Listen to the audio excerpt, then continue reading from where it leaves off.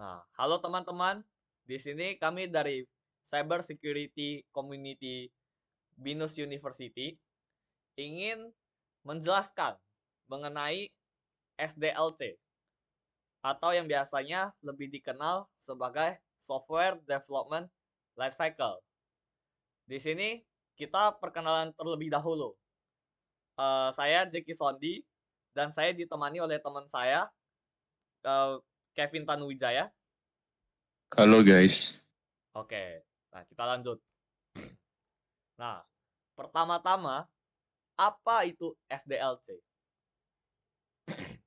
Nah, SDLC atau yang lebih dikenal sebagai Software Development Lifecycle adalah sebuah proses atau budaya yang biasanya diikuti oleh para developer dalam proses development untuk merancang, mengembangkan, menguji, dan dalam proses merilis aplikasi nantinya.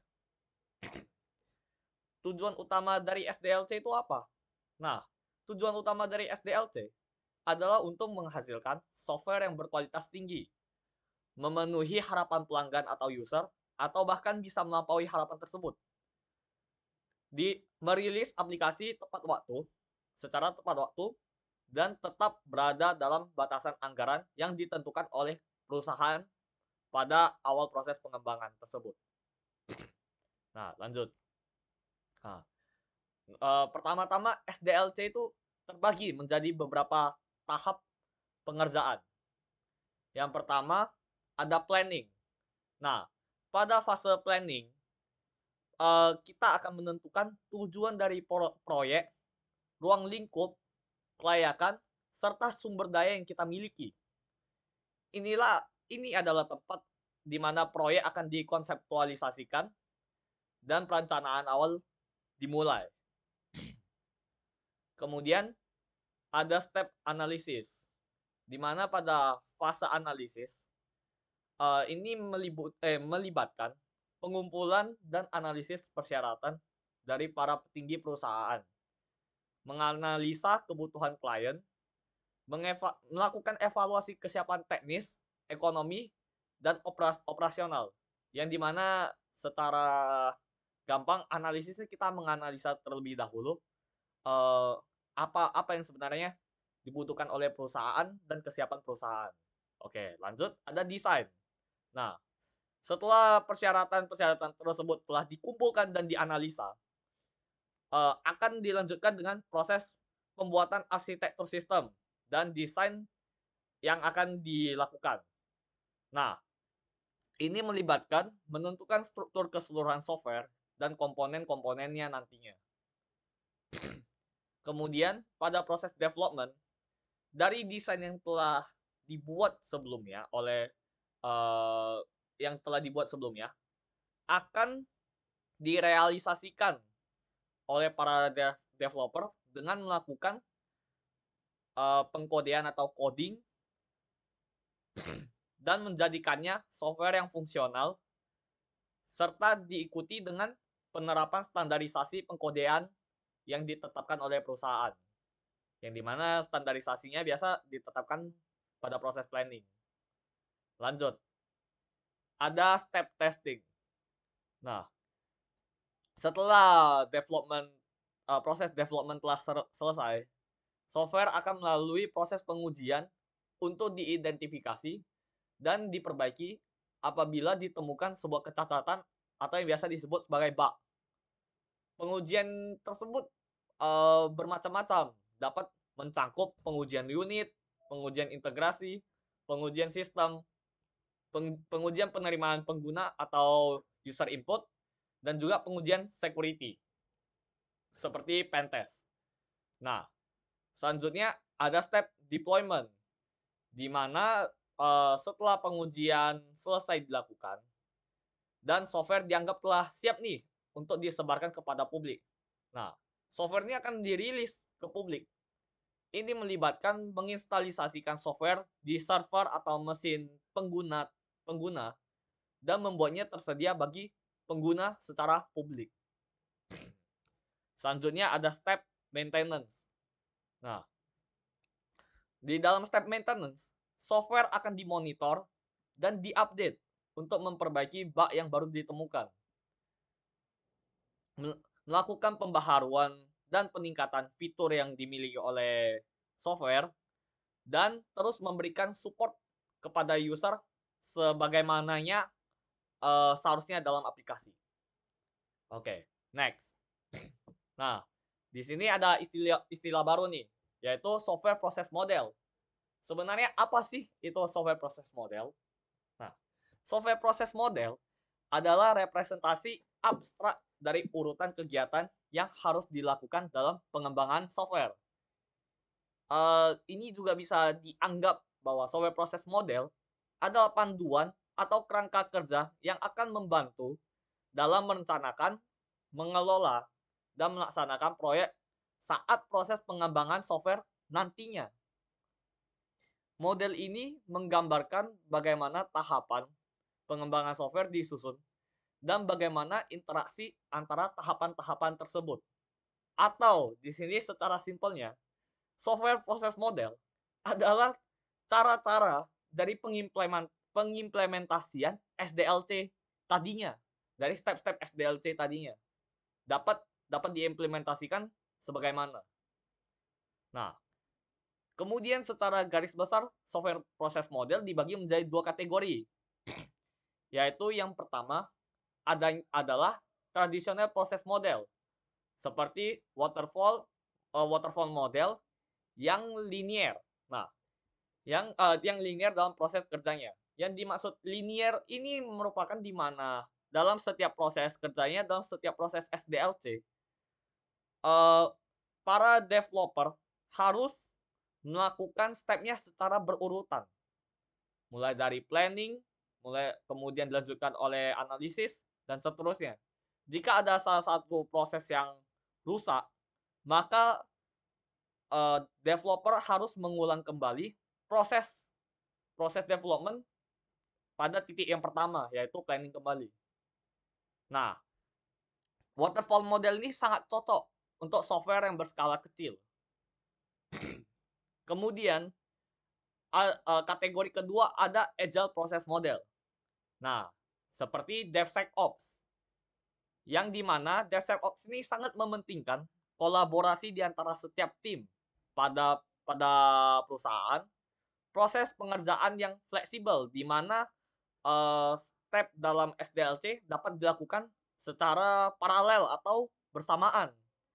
Kemudian, DevSecOps juga sangat mementingkan feedback kembali dari pengguna.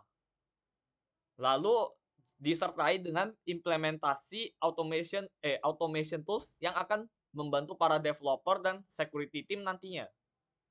Nah, dan yang terakhir, DevSecOps juga sangat mementingkan pengimplementasian security pada setiap tahap SDLC, mulai dari proses planning hingga proses maintenance.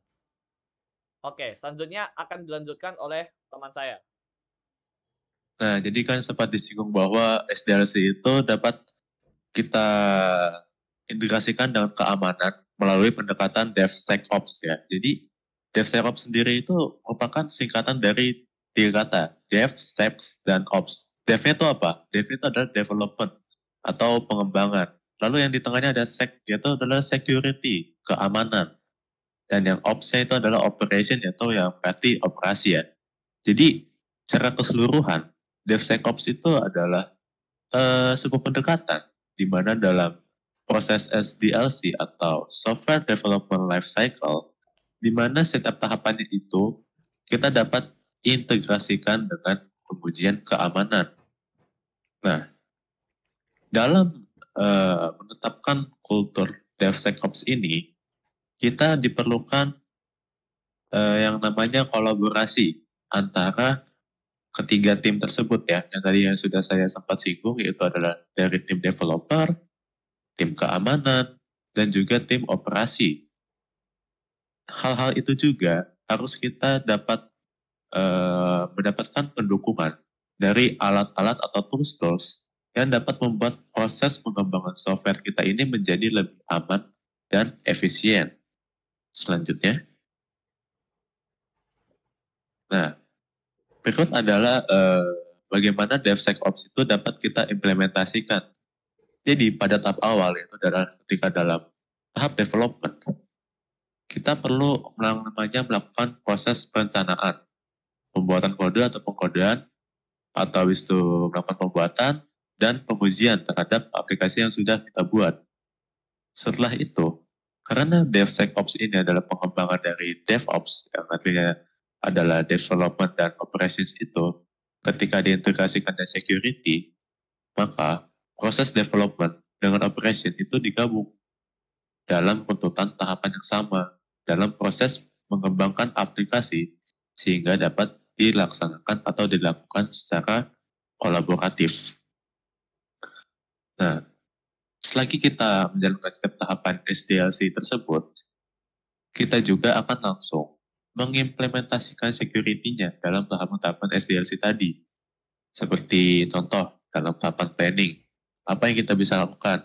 Nah, kita dapat melakukan threat modeling atau pemodelan ancaman. Kira-kira ancaman-ancaman apa saja kah yang kita kira-kira dapat terjadi gitu dalam aplikasi kita? Rentanannya dapat ada di mana aja gitu. Nah, lalu kita juga bisa melakukan testing ya untuk keamanan aplikasi, itu bisa secara statis ataupun dinamis ya. Lalu kita juga bisa menerapkan secure coding dan kita juga bisa melakukan pengujian penetrasi ya atau pen testing. Lalu kita bisa menerapkan firewall seperti WAF dan kita juga dapat monitoring aplikasi kita apabila terdapat intrusi seperti dengan menggunakan si CM ini. Nah, setelah itu pada tahap operasi, tim operasi ini kan akan merilis ya, memantau, dan memperbaiki masalah kalau misalkan ada yang ditimbulkan dari software yang sudah kita buat ini. Di mana DevSecOps itu sendiri menerapkan praktik CI, CD. CI itu apa? CI itu ada continuous integration, lalu CD-nya itu adalah continuous delivery. Jadi pengembangan dari aplikasi itu dapat kita lakukan secara dalam tempo yang sama. Jadi perlahan-perlahan kita melakukan pengembangan dari aplikasi yang sudah kita buat ya dalam tahapan DevSecOps ini. Selanjutnya, nah berikut ini adalah tools-tools yang dapat kita gunakan dalam DevSecOps ini. Contohnya di sini ada 4 ya. Yang pertama itu adalah namanya Threat Modeler. Threat Modeler ini tuh tools ya yang digunakan untuk membuat threat modeling secara otomatis. Jadi di sini tuh toolsnya itu kan karena DevSecOps itu menerapkan otomasi ya, jadi otomatis. Jadi tools yang sini tuh sudah diterapkan secara otomatis. Nah, lalu yang kedua itu ada SonarQube. SonarQube itu tools yang digunakan untuk melakukan testing keamanan aplikasi secara statis nih. Jadi dengan otomatis juga ya, melalui kode atau pemrograman aplikasi untuk mendeteksi kerentanan ataupun bug yang ada di dalam codingnya. Lalu alat yang ketiga atau tools yang ketiga itu ada yang namanya Burpsuite.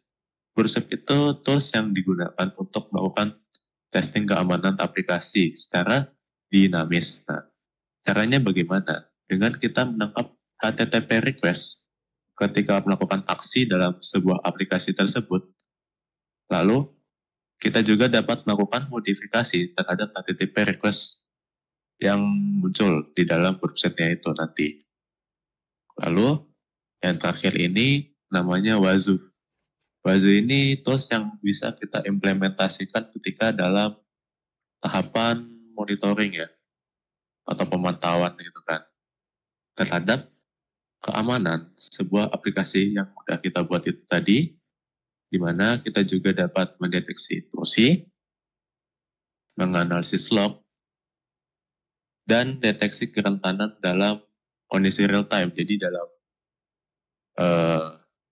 waktu tertentu ya, jadi waktu khusus tersebut berdasarkan dashboard yang udah kita buat.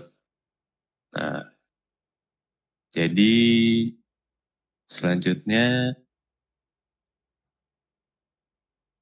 Ya mungkin demikian yang dapat kami sampaikan. Apabila terdapat kalimat yang kurang ataupun menyinggung hati penonton, mohon maaf. Sekian yang dapat kami sampaikan. Terima kasih. Terima kasih guys.